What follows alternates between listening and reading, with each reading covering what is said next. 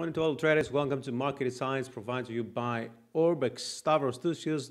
It's Monday today. I want to talk about the S&P, and also I want to talk about the US index. Over the weekend, we've seen interesting news from coming from the UK. Despite the pound is struggling with respect to Brexit, we've also seen now BOE's chief economist suggesting negative interest rates, with the Spanish Prime Minister looking to extend another final lockdown, and Italy's borrowing cost increasing.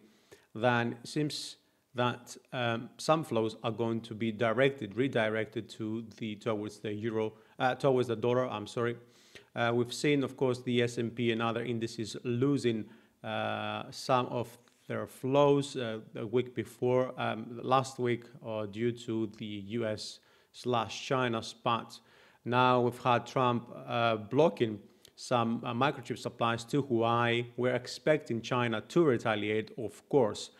Now, that being said, on the US side, we've also had Jay Powell really shifting sentiment, because despite saying that the recovery could take until the end of 21, he actually reiterated that their bank will do whatever they can, and they can do whatever they want to support the economy.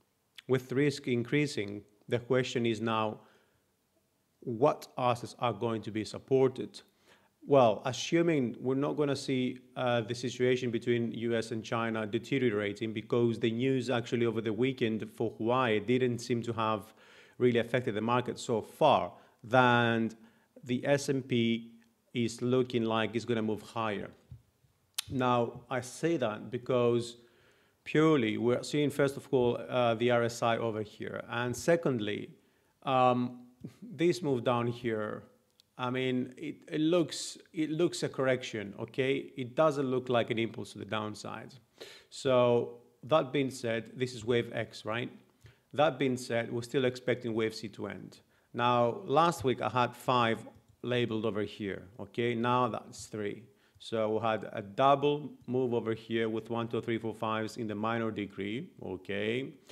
And wave A now, wave C now could extend to 31.26 compared to wave A. This is also very near the 78.6 Fibonacci retracement of the move to the downside, the W move, right, at 31.36. So more upside is likely. We need to break the 61.8 Fibonacci extension retracement in my opinion. That's 29.33, right? Now with the RSI looking likely, momentum is pushing to the upside. We've had a very nice move to the upside for wave 1, 2, and this 3 is looking impulsive, okay? So most likely when I get that breaking above the 29.30 through a retest, and then all the way up to fresh multi-week highs, I would say. Now, of course, that could be one of the cases. The other is that this is a W, X, and Y. So we're going to have prices really remaining between the 29.78 and 27.60 or so until we have further close. But really pay attention to what's happening between US and China, because China hasn't retaliated yet, and this is what investors might be expecting their response to see where are going to drive flows next. Now, on the US index, I still remain cautious, of course, with this pattern.